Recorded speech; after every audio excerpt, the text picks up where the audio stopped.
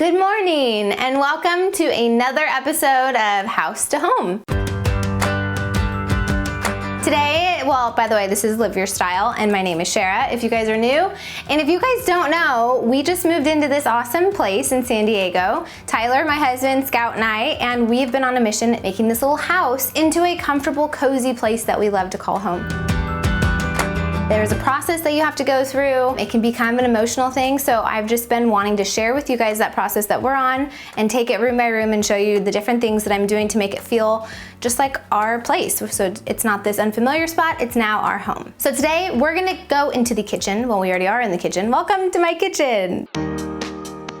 And in today's episode, we are going to be focusing not only on organizing, but I'm also going to show you guys how I tackle a few of the challenges in this kitchen, probably until we build our dream house one day, which hopefully that's a possibility someday. I'm gonna probably be stuck renting places that have some really awkward, small, challenging kitchens, which I think is good news for you guys because most of you guys have that same situation and we can relate. A couple of the things that are problematic here, I don't really have that much counter space again. And the counters I do have look like blue Dippin' Dots. It could be worse. It could be poop brown. But blue Dippin' Dots don't really fit within my color palette, so I'm gonna see if I can do a little update, and I'll tell you guys what you guys could do at home if you have the same situation. I'm also gonna talk about hardware and ways to update it for cheap, and what's the other thing? Oh, maximizing your storage, because I don't have a lot of storage space.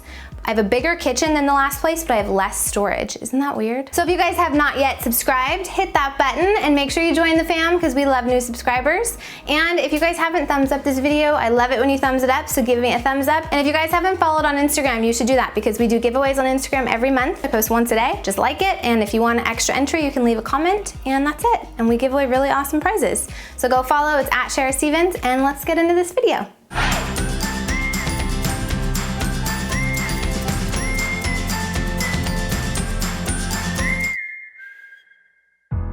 Number one, use contact paper or peel and stick tile. So here's the deal. When I did my friend Kristen Renee's apartment, they just had drywall as backsplash. They didn't have anything up there.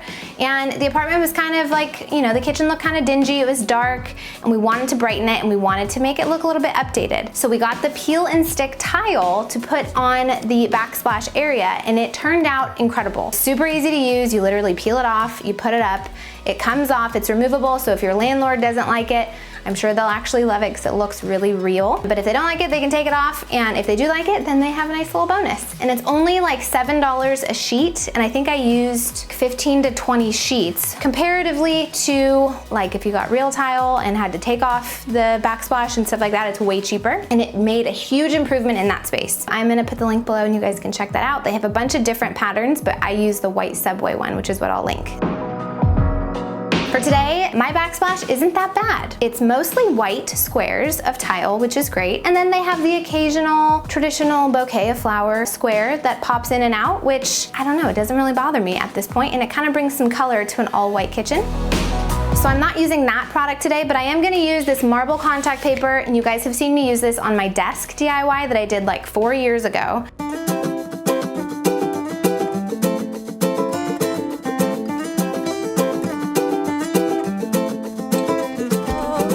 It turned out so amazing, and it literally looks like a slab of marble. By the way, it's still in great condition, it never lifted, and it looks amazing. I will give you a disclaimer, I have never used this material in the kitchen before. The reason I think it's gonna work well in here is my countertops are laminate, so they don't have any grout on them. They're a smooth surface. They do have kind of a beveled edge, which will be interesting to see how that turns out, and I don't have to go up the wall because the backsplash is already white. So I'm gonna try it and see. You guys are gonna do it with me, and we'll see if it turns out. If it does, I'm gonna also link this down below. Let's get started. I'll show you how I apply it.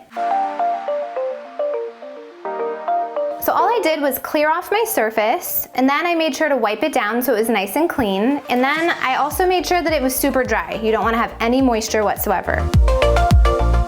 I just measured out the amount that I needed. I trimmed the edges to make sure I had a good enough overlap to fold it down. And then I used a smooth kind of a straight surface like this spatula to make sure all the air bubbles got out. Also, if you guys want a more in-depth tutorial, go and watch the video I made on how to DIY a desk with this material, because I kind of go more step by step on how to apply it.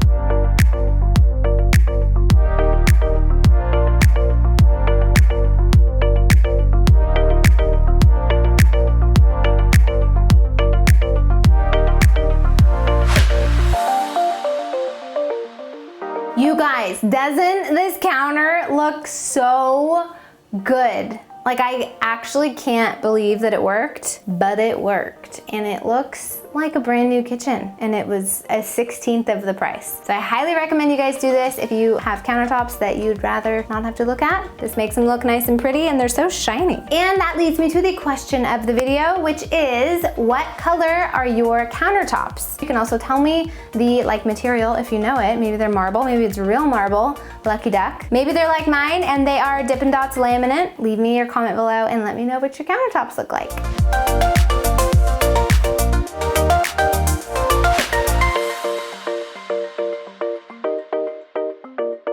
And the second thing that you guys want to do is either spray paint or swap out your hardware.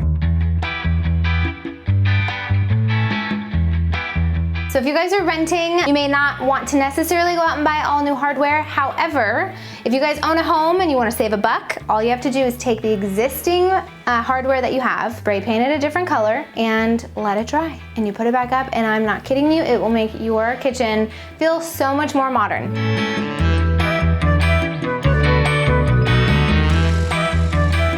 My current hardware, cabinetry hardware in the kitchen, wasn't bad. It was modern looking. It wasn't, ugly by any means. It's just the color that we kind of have been going through and stringing throughout the house is black metal. So I spray painted all the silver knobs, a matte black color. And you guys, it looks so stinking good. So again, if you own your home and you don't want to spend a bunch of money, because let me tell you, there's way more than you think that there is, and that adds up when you go to buy new knobs. But if you guys can just spray paint it, you update it yourself, looks pretty good. And if you guys are renting and you happen to swap out your hardware for something new, make sure you keep the existing hardware, put it in a box. That way you know when you move out, you know exactly where to go to find it. Because if you do purchase hardware and you put it in, you can bring it with you when you move. As long as you save the old stuff and you put it somewhere you'll remember in a year or 5 years or whenever you move out, you'll be good to go. Okay, so once you've beautified your kitchen, have a little chit chat with yourself and ask yourself, what do I have in here that is a bunch of duplicates? As you guys get older, as you move in from college to your first apartment, to getting married, to having kids, you just start to collect stuff and you kind of bring it with you without even realizing that you're doing it. I have had to do this with myself, especially when it comes to utensils like salad tongs and random spoons and wood spoons, spatulas, and I really don't need to have all of them featured on my kitchen counter when I don't have that much space. So I encourage you guys to go through your stuff, get rid of duplicates, get rid of things that you maybe do not need multiples of. Sometimes you do need multiples, okay? I need 2 of these because I want both color. Chrissy Teigen, hello, you need 2 Chrissy Teigen spoons, but pretty much anything else you don't need 2 of. Thanks, Mom, for getting me this pasta spork, but I don't use it, and I've kept it all these years because I've been thinking maybe one day I'm gonna need to use it, but I just don't use it. So I think it's time for me to get rid of this guy. Speaking of my mom, if you guys have not joined the design sessions, or if you have never heard of the design sessions, it is a monthly subscription where you guys can go and learn everything about interior design. It's kind of like the Live It journal, but instead of it being a journal, it's actual video. I see a sky with a reindeer car, but I'm running. Welcome to today's episode of the Design Sessions. I'm Rebecca Robeson, and today, you guys, we are going to talk about the subject of design style. I will be joining her in this month's session and in the subsequent sessions after that. It's going to be something that we do together, and we're really excited about it. So if you guys have not heard of the design sessions, I'm gonna link a little video below. You can check it out. You guys can also sign up and you will have access to this month's session. And then at that point, you'll have access to preview all the previous sessions and buy them for 10 bucks. And they're an hour long and they're all about interior design and they're really, really good. So if you have some time and you wanna learn more about how to make your home beautiful, go check them out. Back to number 4. Number 4, I've said it before and I will say it again, lay down some shelf liner. There's nothing that will make an older house, or even if it's a newer house, feel like it is clean and fresh and like all your own stuff. Like laying down a nice little squishy, spongy piece of shelf liner that kind of adds a little space between your stuff and this random shelf that it's gonna be sitting on that you don't know what anyone else did with it beforehand, or if there were any critters that ran around on it before you got there. Having shelf liner not only gives you a little updated, clean feel, but it also, if you get the right kind, it will help things not slide around and not shift. It will help it not be super loud and clunky. You won't chip anything, and it'll just kind of slide into place and stay there.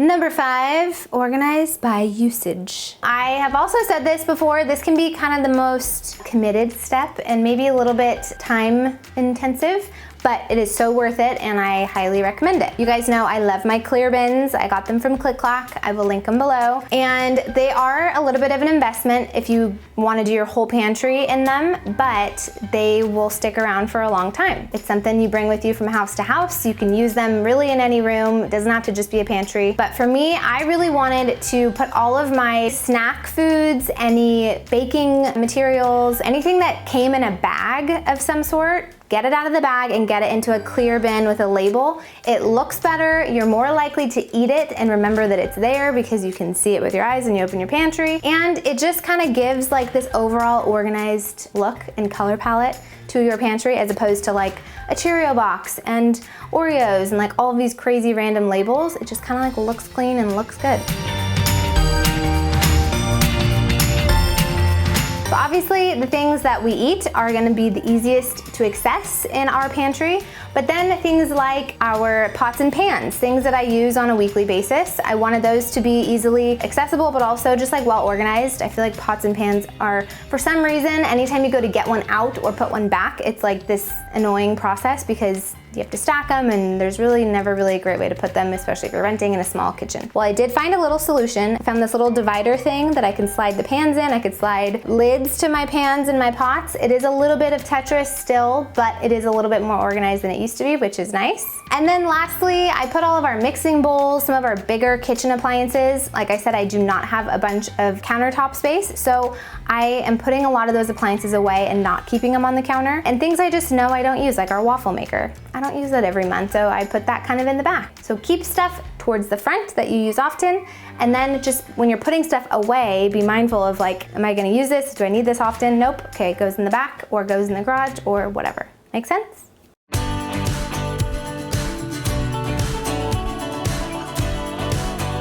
Number 6, you guys want to organize by size. So you probably want to start with this one actually. I probably should have put this sooner in the video, but oh well. The thing with size is things that are really, really awkward big sizes only have a few options as far as like where they can go in your kitchen. So you kind of want to start with that and figure out where does this even fit, and then you kind of fill in around it. For example, I have a bunch of like salad bowls and big platters, things that I don't really want to keep in the garage because I use them on a monthly basis, so I don't want to have to keep going back out there. But things that I don't really need that often and they're very large. So those went in the very top of our pantry. And also just be thinking of places that may not be directly in your kitchen, but close to your kitchen. Like we have a lot of storage throughout this house. We have that little butler pantry thing over that way that I'll show you one day. I showed you guys in the initial empty house tour. It's like this little small room, but it does have a really pretty organized china cabinet built-in thing. That's where I put a lot of our dishes and a lot of our glassware and things like that, so they're out of the kitchen. Everything in here is either something I cook with or something I cook.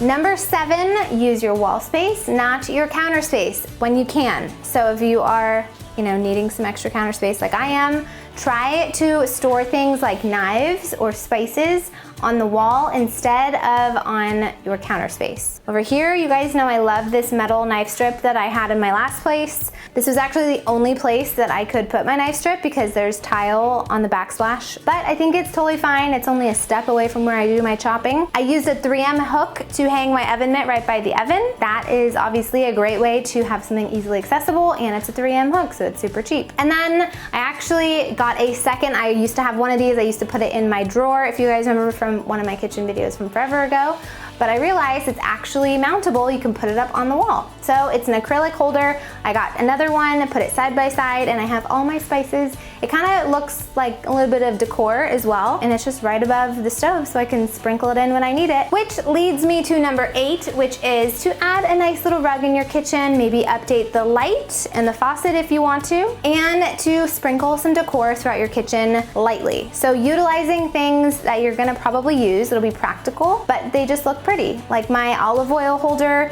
it's just a pretty white bottle that I just leave out on the counter. I have a faux green plant and a candle that looks really nice. And then I usually leave my cookbook, one of my favorite cookbooks that I like to cook with, I leave that open on the counter. I also like to decorate with things like my salt and pepper shakers. They're marble, and I will see if they're still available online. They're really pretty. And I decorate with candles and matches. And they just give your kitchen a nice, clean accent that just makes it feel very lightly decorated and fresh, and I don't know, just looks really nice.